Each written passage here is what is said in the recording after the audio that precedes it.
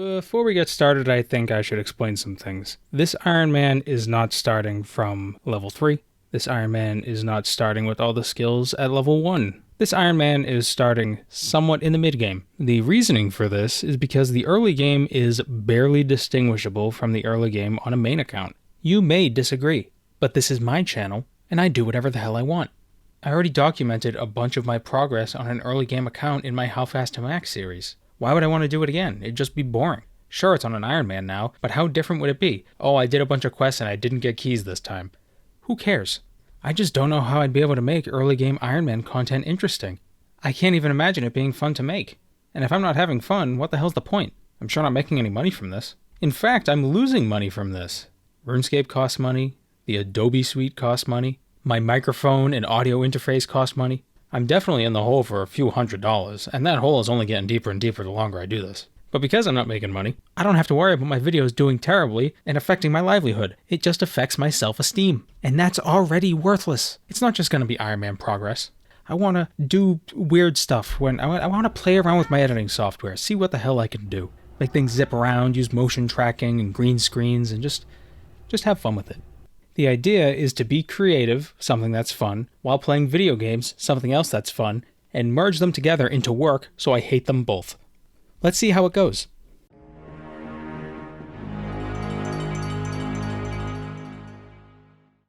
It did end up taking me a bit of time to actually get 62 Thieving, since training Thieving before level 62 really sucks. But once I did get it, I went crazy with the safe cracking, and I just did a ton of it, since it's so easy, it's so quick, and it's such good GP, especially for an Ironman, because there's really no starting investment besides 62 Thieving. And I think Thieving is probably one of the most useful skills for an Ironman, not because of the gold, but once you have access to Prifddinas, and you can pickpocket from all the workers, it becomes invaluable, because not only can you get 700,000 raw gold per hour, but you also get access to a bunch of resources, most notably the super attack, strength, defense, range, and magic potions. You also get unpowered orbs from Kadarn, which you can disassemble for good components. Soft clay from Ithel, super compost from Cruis. Heffen, you can get cleansing crystals sometimes, and you can also get super energy potions, which can be turned into adrenaline potions. And you get a bunch of sharks from Kadarn and Ireworth. It is amazingly good, and it's super AFK, it's great. So before I get to Prifddinas, I definitely want 90 plus Thieving, so I can, if I'm editing a video, drop my guy right in Prifddinas, and start stealing a bunch of crap from a bunch of elves who ain't got no idea what I'm doing.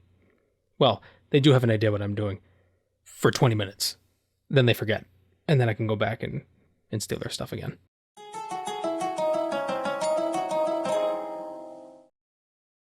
Back when Ironman mode was released in 2014, the conventional method for training crafting started out by entering a dungeon via Dungeoneering, accumulating as much stuff as you possibly could to alch, and using the gold from those alchs to buy hide from the smuggler and turn them into ranged armor.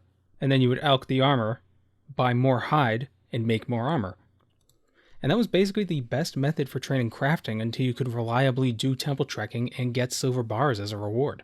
You turn the silver bars into tiaras or holy symbols, and you sold them to the general store to make a little bit of gold.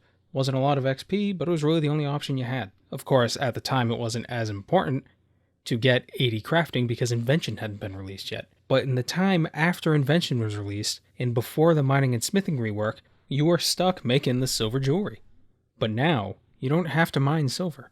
There are some people who would still use this method. You get these stone spirits from temple trekking, and you mine a bunch of silver, and then you turn those silver bars into silver bolts, which also gives 50 XP in crafting for each set of bolts, and then you can fletch the bolts for some fletching XP. This isn't really what we're going to do.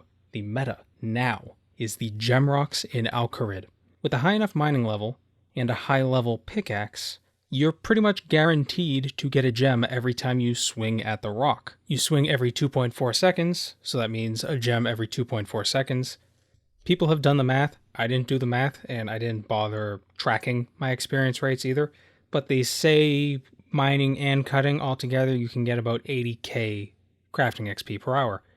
Not great, but it requires no investment at all. You don't need anything except a pickaxe, and ideally a gem bag from Dungeoneering, which only costs about 2,000 tokens. And if you're unlike me and you don't mind leeching, you can go leech ED1 and get way more tokens than you need. I, however, decided to do Dungeoneering because I don't hate Dungeoneering that much. I actually kind of enjoy the methodical simplicity of it, but we're not going to talk about that right now.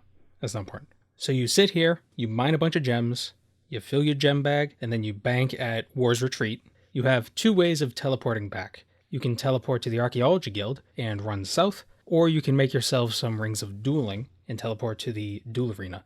Of course, the quickest way of getting there is to teleport with the Dungeoneering Cape to the resource dungeon that's right there, but we don't have a Dungeoneering Cape, and I'm not going to get a Dungeoneering Cape just so I can mine some gems.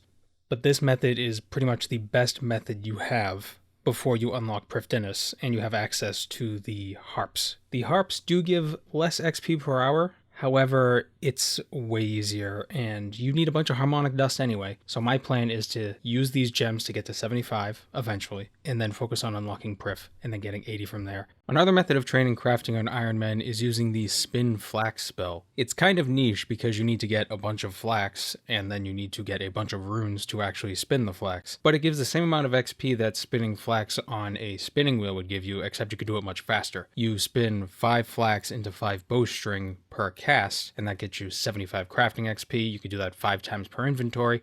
It's very quick, but you need a bunch of flax. You can get a lot of flax from your kingdom in Miscellanea, but then you're losing out on getting a bunch of maple logs and mahogany logs for later training, fletching, fire making, and crafting. I tried it for a bit. It seemed kind of useful, especially since I could use the bowstrings that I make to make strung bows, which I could later disassemble for some useful invention components. But I didn't really pursue it for very long because I just didn't see it being worth the cost, especially since getting bowstring after we get the sun spear is very easy, since we can just run temple trekking, not have to worry about any of the vires or anything like that, and just get a ton of bowstring that way. Or raw sharks.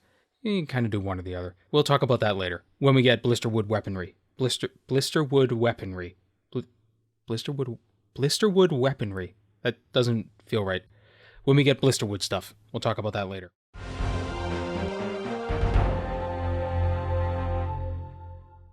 Welcome to McDonald's. How can I help you? Yeah, can I get Another one of these guys. I wish I could have learned to trade. You know, I don't have any tokens. I'll be right back. Jackass. Back in 2010, Jagex released a minigame that they tried to argue was a skill, and it's been a skill ever since. In fact, it was the first skill to go up to 120. For the most part, there haven't been many updates to the primary method of training Dungeoneering since it was first released. You enter the dungeon, you beat the boss at the end, and then you move on to the next floor. You get tokens and XP as a reward. Originally, Dungeoneering was meant to be a multiplayer skill, and the more people in the dungeon, the more XP you get, and likely the faster you can complete the dungeon. Did you know when it was first released 11 years ago, the person who picked up the key was the only person who could use that key to open the door, unless they dropped the key and gave it to someone else? They were an inventory item, so you had one person in the group, the keyer, running around using the keys on the doors. It sucked. Our primary goal is to get enough tokens to afford the Charming Imp, which is a very simple item. It picks up all of your summoning charms for you. Or it can destroy and convert some of them into summoning experience directly. That way you don't have to deal with pesky gold and green charms because they're pretty much worthless. We also want a Bone Crusher and a Dragon Tooth Necklace. The Bone Crusher buries all our bones, and the Dragon Tooth Necklace restores prayer when we bury bones. They synergize very well. So now that we know what we're after, let's delve right in. The changes Jagex made to divination in the last few months makes training divination in Demonheim very, very good. By collecting the Elder Sword Engram on the Void Knight outpost and charging it with flickering energy and memory strands, you can unlock the Time-Worn Memories perk at the Memorial to Guthix. This quadruples the experience you get in divination while in Demonheim. Now you might think this isn't really that great. 4 times XP, fine. But I mean, there's not that many wisps, and how much XP could it really be? Well, here's the thing. Because of the changes they made to divination, wisps now last for a set amount of time. You can get dozens of memories just from the wisps in a single room. By sacrificing them to the memory pit as enhanced experience by expending the energy you get from the wisps, you can get hundreds of XP per memory. It really wouldn't surprise me if people start doing divination training in Dungeoneering when they're doing rushes. So you know there's C2 fishing, there's C2 woodcutting. we may see C2 divination. Well, look at that. Here's a frost dragon. I didn't have to spend hours looking for one. And here's a second frost dragon on the same damn floor. This boss sucks. This boss sucks. This boss is okay. A lot of people hate solo dungeoneering. I don't mind it too much. I've done it a lot. That's pretty much how I got 120 on my main, not my how fast to max main, but my first main. Normally I'd save up all my charms to upgrade my kinship ring to its full capacity and then reset it and get all those charms back so I don't have to worry about doing that task later.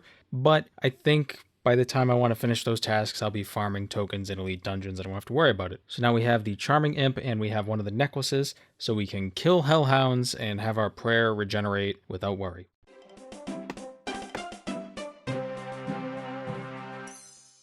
One of our current goals is completing Branches of Darkmire. For some reason, Legends Quest is a prerequisite for Branches of Darkmire, so we're going to have to complete this quest first. I was smart and I thought ahead. I'm wicked smart. And I was growing bittercap mushrooms to keep in my bank because I knew there were going to be some fairy rings that I needed to repair. Make sure you bring 5 bittercap mushrooms with you when you do Legends Quest so you have access to this fairy ring. It's very convenient. Those are the noises I make when I open a door. I made my first Ironman in 2014, and much like today, one of the things I like to do when I play this game and I make new accounts is do a bunch of quests. Legends Quest was on my radar, so I set out to do everything I could to complete it as soon as possible. Here's the problem. I got to this part in the quest where you have to chop the tree. You need a rune hatchet or a dragon hatchet. Now, because I was trying to do this quest as soon as possible, getting a dragon hatchet was basically impossible. It was not within the realm of possibility. So I needed a rune hatchet. Hey, just smith one, right? Well, you see, this is 2014, which was before the mining and smithing rework, which means you need 90-something smithing to make a rune hatchet. Totally reasonable, right? So where the hell do you get a rune hatchet? From Iron and Steel Dragons, of course. The only things that dropped rune hatchets. The problem is, when you are a low-level Iron Man, the only way to kill metal dragons is with a Mystic Wand, at best, and a Dragonfire Shield. No anti-fire potions, so maybe you can kill 5, 6, 7 in a trip, and every single trip has you running all the way down Brimhaven Dungeon, giving Sanebok the 875 GP, which I don't remember it being very expensive at the time, but it probably was. And so you're spending all this time in the dungeon trying to get this one item that has a 1 in 100 drop rate, so you're probably going to get 5 or 6 dragon platelets and dragon skirts in the process, and whoa, what a surprise if you get a freaking visage, and you just want to do a quest. All you need is to do a quest. So, maybe you go kill Dagonoth Kings, but you get killed 3 times while trying to do that because you can't figure out the safe spot, so you give up on that and you go back to the dragons. And so you're running around among the dragons, hoping, and obviously there are other Iron Men there who are with you because they're also suffering with you through this. You're commiserating your misery, and you can smith it now. It's not so bad. I didn't talk about it much, but I was very lucky with a lot of my trapper animals that I got, and I happen to have 2 spiders in my pen that are both the same sex, and they happen to adopt a baby spider. Will it be the opposite sex, so I have a breeding pair? Yes! Awesome. Great, now I have a breeding pair of spiders, and spiders are really good for beans. They're a very good medium animal for beans. I was very lucky this time around. On my first Ironman, I was not nearly as lucky when it came to these animals. I'm set up for my Chinchompas. I have Carnivorous and Crimson. I also have my spiders now. I have a breeding pair of yaks, and hopefully the 2 dragons in my bank that I got from the trapper are a male and a female.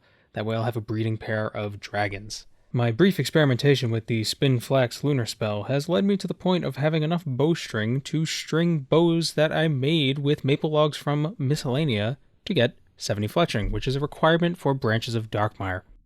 We just completed Swan Song, which is a prerequisite for the quest Love Story, and the only reason why we want to do Love Story is because it gives a decent amount of smithing and crafting XP. I don't think I need to explain why we want to get smithing and crafting XP. We already have 80 divination from Gathixian caches. 80 smithing and crafting is all it's standing in the way between us and finally unlocking Invention. We already talked about the crafting meta earlier, and if I want to get 80 crafting, I could just park myself at the gem rocks for, 10, 20 hours, getting enough gems, and then just crafting them into cut gems to get enough XP. But I also want to do quests, and I don't want to overlap where I don't have to. So I want to do quests that I can do to get some crafting XP to minimize the amount of gem mining I have to do. But to do Love Story, we need to get 68 construction. So we're going to talk about, for a little bit, how we're going to get the planks for it and how we're going to actually train construction. I believe the method is obvious, but we're going to talk about it anyway.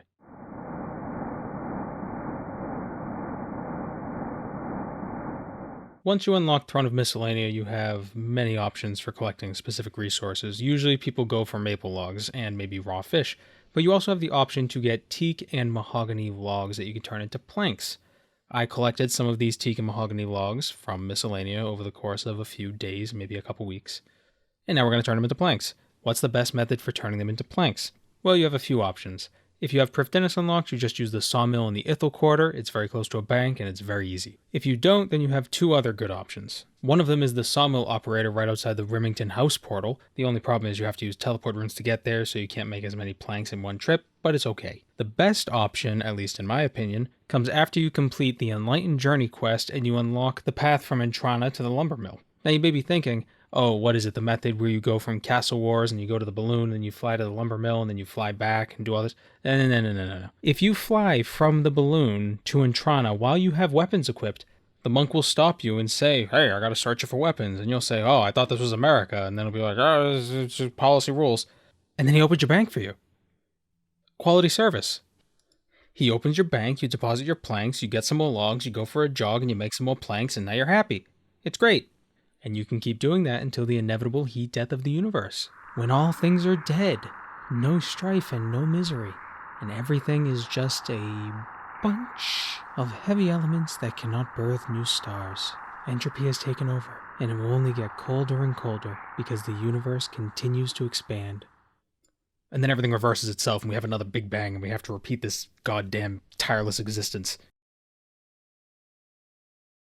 It's probably obviously suspected that I would be using construction contracts to train construction, since that is probably not the fastest way, but it is the most economical when it comes to supplies. If you don't want to make a lot of planks, you do construction contracts. If you don't mind making a bunch of planks, don't do construction contracts. I'm going to do construction contracts because I don't want to spend a bunch of money making planks, but I also want to get some of the contract credits so I can get some of the rewards from the shop, specifically the plank box, because the plank box makes doing construction contracts much easier since you don't have to bank to complete a contract. A lot of contracts need 20 to 30 planks each. You're probably only going to have 20 in your inventory at one time because you also need cloth and candles and teleport runes and the contract and the nails. The plank box holds 25 of each plank, so it makes doing the contracts easier. Then you can upgrade it again to 50. Then you can upgrade it one more time to 100. There's also the master construction outfit. But what I realized from my How Fast to Max account, you would get to probably level 95 before you actually have enough credits to unlock the full outfit. You should really get bonus credits for every, say, 10th contract you do with the best plank or something. I don't know. Now, I don't mind it taking a lot of effort to unlock the outfit. The only problem is, by the time you unlock the outfit, you really don't need it anymore. Your construction level's already in the 90s, and if you're not maxing, then what the hell's the point? I gotta say, training construction with construction contracts is definitely a more enjoyable way of doing it. It's not as tedious as just building and removing the same furniture over and over again. This entire skill needs to be reworked, but at least construction contracts are here in the interim to make training not a complete hassle. Did you know that the ceramic vase portion of Recipe for Disaster is a prerequisite for the Love Story quest? I had no idea. So every time I make a new account, which is more often than you would think, I always make sure I get multiple Draymond branches when I do Lost City, so I don't have to actually get any when I decide to do this quest. And while I was doing Legends quest, I grabbed some vanilla from the Karazi jungle, so now we don't have to go to the Karazi jungle to get more. Why am I so tiny? Completing this quest actually got us enough quest points for us to get another reward from May's quest caravan, so we're going to grab that real quick because I want to talk about what I have stored in my bank. So every 25 quest points, you can come to May's quest caravan and grab one of these die from her. You roll it and you get some clue scroll item and some gold. Usually that clue scroll item will give you a fortune component if you disassemble it, and fortune components will be very useful when we want to make alchemical onyxes. We don't have invention unlocked yet. However, I've been stockpiling all of the fortunate component items in my bank that I've collected from penguin agents that I happened across while I was roaming Gielinor, and from the sandy clues during the beach event months ago. This is how old this footage is. I've been sitting on it for quite a while, just searching for that motivation to make the videos. Because one of our goals is unlocking invention as soon as possible, we need to get 80 smithing and 80 crafting. This quest gives 40,000 experience in each. It's better to do this quest before we unlock invention because then that 40,000 experience goes towards unlocking invention. Once the quest is done, you can return Mabel's ring to her by talking to her sack, and then she will give you an XP lamp which gives you 10,000 experience in herb lore because we're an Ironman. A lot of people, once they mine enough ore to get a specific smithing level, whatever smithing level they're working towards, they'll smelt all of the ore at once and then just start smithing. I don't like doing that because at different breakpoints in smithing, you get new unlocks. For instance, at level 74, you get the ability to sometimes produce an extra bar when smelting necronium. I had 229 ore each and I ended up with 257 bars. That's just some ore I don't have to mine. If I had smelted it all beforehand, I'd have less, but now I don't. I have more, just because I smelted a little bit first and then got the levels and then smelted the rest of the way. It's kind of like a little bit of min-maxing, except it really doesn't speed us up at all. It just saves resources, I guess, which on an Ironman is pretty ideal. There are a lot of implings in the Alcarid Mine resource dungeon, and I caught one and it gave me a wild pie. That's really good for when we have to complete the Varrock achievement set, since you need to give a wild pie to Romilly Weaklax, and if we didn't get it from the impling, we'd have to make one, which requires a pretty high cooking level.